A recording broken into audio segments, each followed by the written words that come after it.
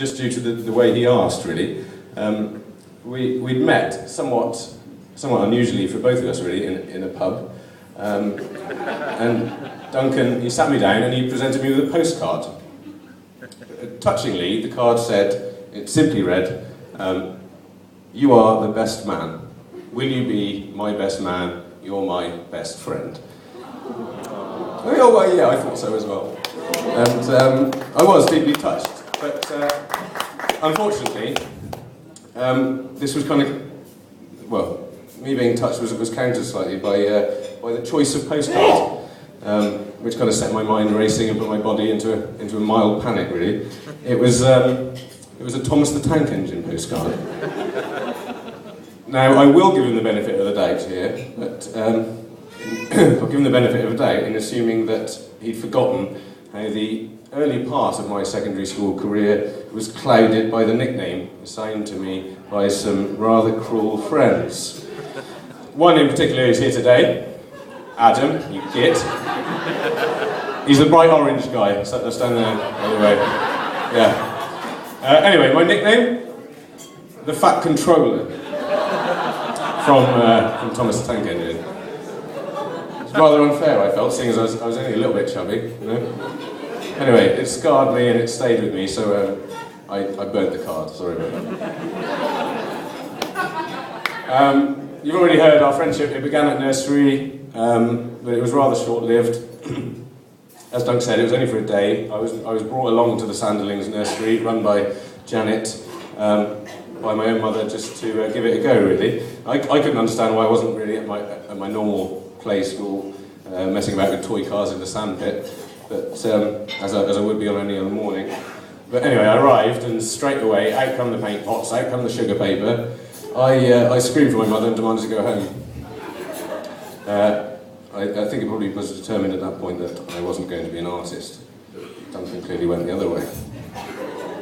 Anyway, after that brief encounter, we went our separate ways. We attended different primary schools.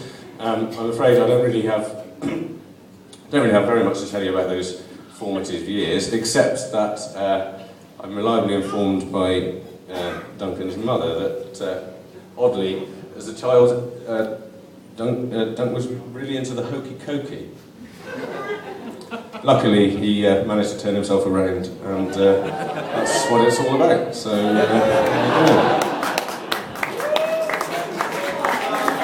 yeah, there's another one. Yeah, one more. You can spot it in a minute.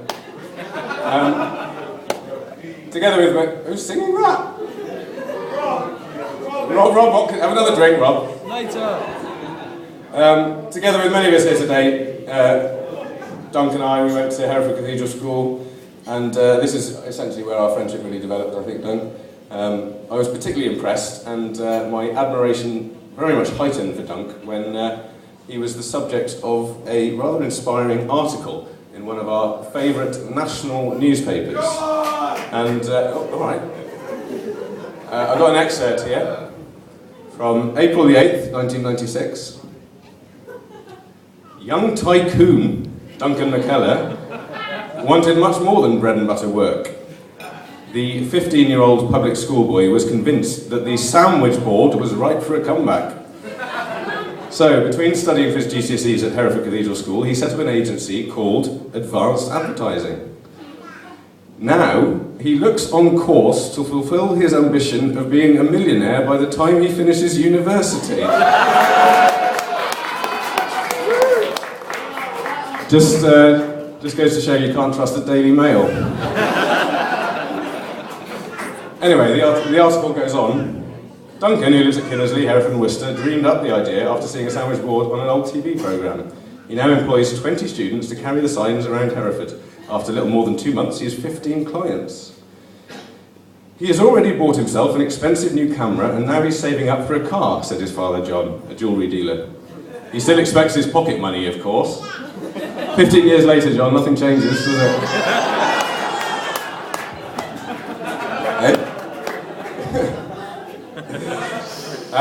And so, joking aside, it was quite obvious that Duncan was a very enterprising individual.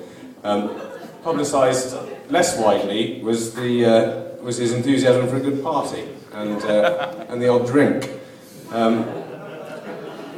as the years progressed, we shared many a great night out and many awful nights out in the throes of some of Hereford's most questionable drinking venues, namely Novello's and Marilyn's nightclub.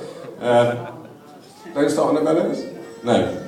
Anyway, in most cases it ended in Duncan being ejected.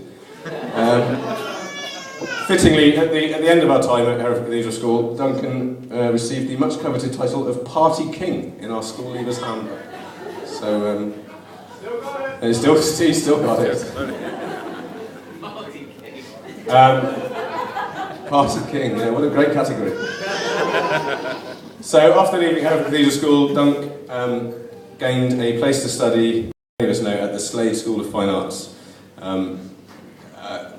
No joke, an incredible achievement that was. I'd like to say that this marked a period of kind of settling down for Duncan and just enabling him to focus on his love for fine art, but unfortunately it couldn't really be further from the truth, could it, Duncan? In his first year at university, for example, he changed his halls of residence 3 times. 3 times, not through choice.